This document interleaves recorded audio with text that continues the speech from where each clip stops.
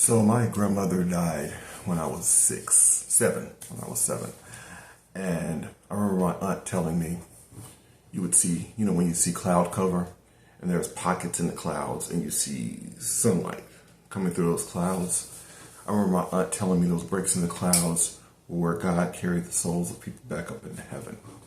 And I remember after my grandmother passed, we came home, we went to her house after her funeral, and I remember looking up and seeing one of those pockets and wondering if it was where her soul was going back up into heaven. I bring this up because of the way this was a very sober episode of Vinland Saga. This is episode 20 of season 2 of Vinland Saga, spoiler alert. And this begins my countdown to the last 5 episodes.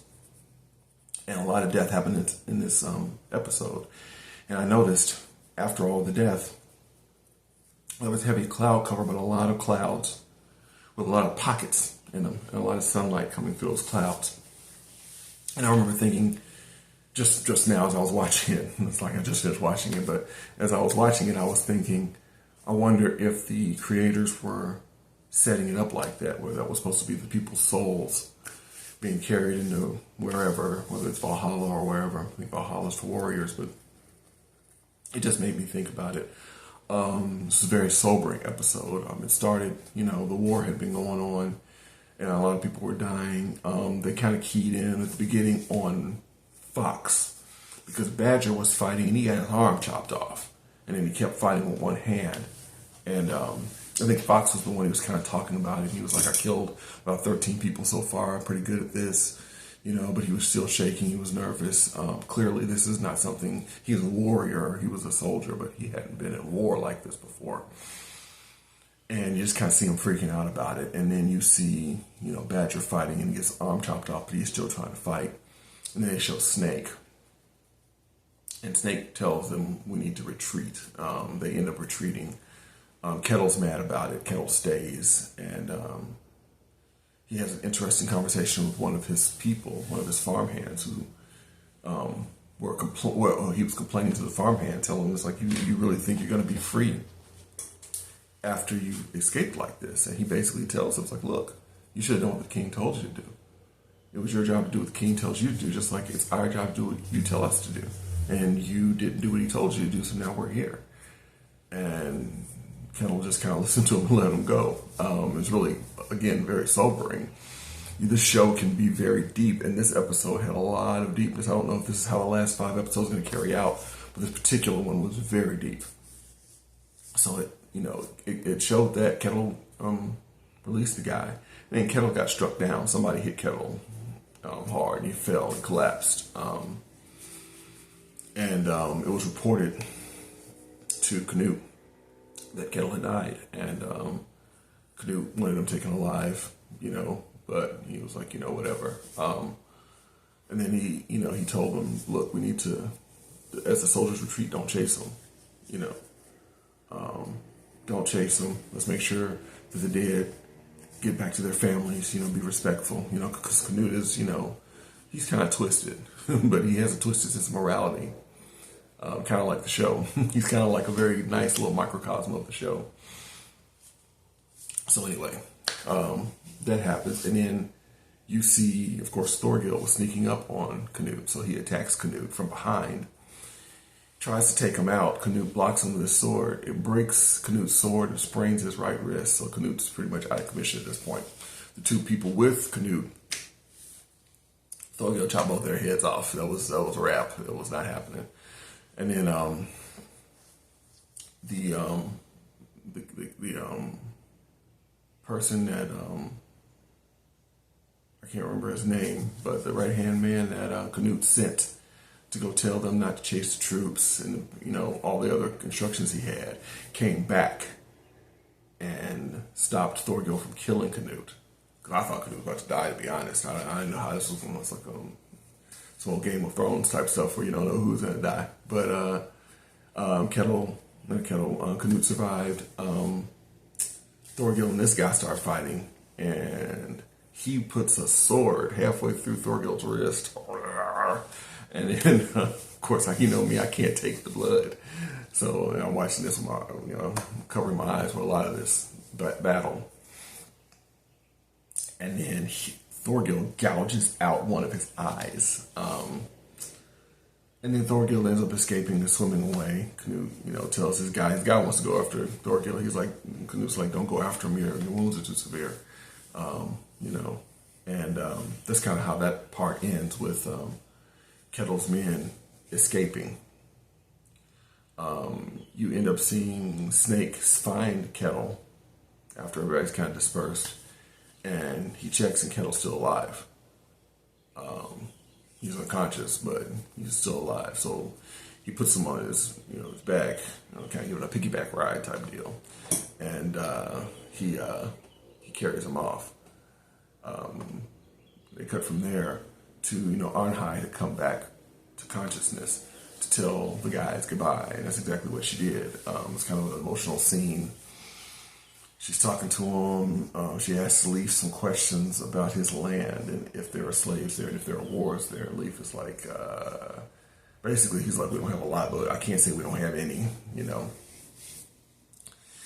like, I'm just going to stay where I am. I'm going somewhere else in a minute anyway. I mean, I'm being very flippant about it because it sounded kind of crazy the way she was talking, like she was deciding whether she wanted to live or die. And in that moment, she was just like, I'll just go ahead and die.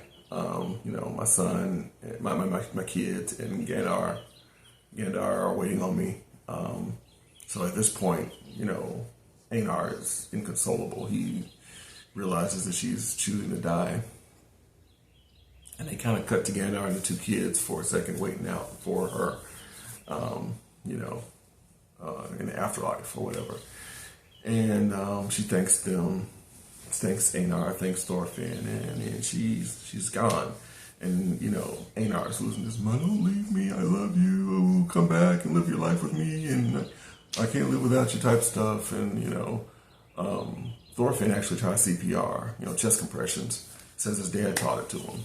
I don't know if chest compressions were around when this series is supposed to be set, but who knows. Anyway, of course it didn't work. Einar is yelling and screaming at her because Thorfinn tells him speak very clearly to her or whatever, and that didn't do it. She was gone. She was gone. It was a wrap. So, very upset. They're both very upset about it, crying. And then Snake comes up with Ketil on his back, and Snake's like, what are y'all doing so close to the farm still? And, of course, Einar sees Ketil, even though he's unconscious. He's like, I'm going to kill you. Starts cursing and losing his mind and runs after him. And Thorfinn tries to stop him. And he punches Thorfinn.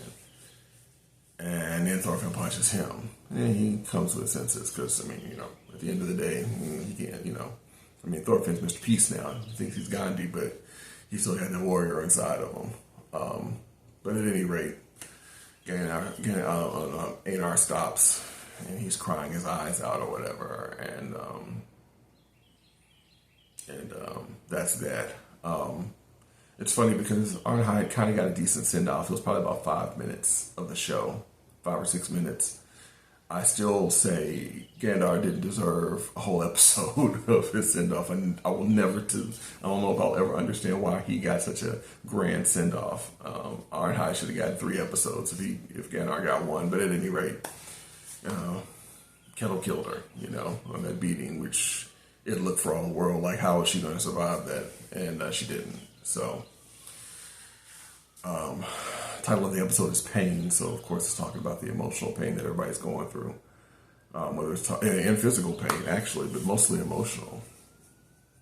Fox freaking out about war, Ketil realizing he's a servant just like his servants, Einar and Thorfinn mourning the loss of Arnhide. The episode ends, I'm trying to remember because I'm kind of, I just watched it, but it's eluding me. I remember the very end where Leif and Thorfinn are talking. And, Leif's ready to go. He's like, we need to go. Thorfinn's like, I got to go talk to Ketil. Not Ketil. I got to go talk to Knut. And I got to stop this because it's going to keep going. Because Ketil's still alive. And Leif's begging him not to. And Thorfinn is like, I got to stop this. Before that, though, right after Arnhide dies, Thorfinn tells the story of Vinland. the story he was told as a child. Leaf actually looks surprised when he hears the story. And he talks about peaceful land so far away, slaves. There's no slave handlers. There's no wars. And he tells Einar, he's like, we need to go there and build a society. And then he goes off and goes to talk to Canute, and it ends with him on his way to talk to Canute to try to end this war. He's not trying to fight him or anything. He's just trying to end the war. Again, a very, very deep episode, very powerful episode, very sad episode. Losing Arnheid, she's a pretty big character to lose. Maybe the biggest, if I'm trying to remember, the biggest since Askeladd. The most important character the show has lost is Askeladd at the end of season 1. It's setting up really nice for the finale, 4 episodes to go. And the juxtaposition is only getting stronger between the unspeakable violence that the show shows and the quest for peace that the show encourages. Real life is like that. Most shows, most stories, especially in America, it's almost like Americans are afraid to show too much violence. Too much violence or too much positivity. This show is showing a quest for utopia and a dystopian society. And ironically, American shows show like cartoonish violence. It's ironic because this is a cartoon. This is animated. It's animated. But a movie like The Equalizer in America shows some pretty vicious violence, but it's not, you don't feel it. It's, revenge violence, and you feel good about the fact that these people died. This show doesn't let you do that. Even the people who are dying who are bad, this show doesn't let you enjoy their deaths. It doesn't work like that. It's very real, and it makes it very powerful. And that's one of the reasons why I really, really love this show. I think I'm definitely going to go back and rewatch it at some point in the future once I'm done, just to get all the nuances of it. But there's a lot to unpack with this show. Anyway, episode 21 is next. See you then.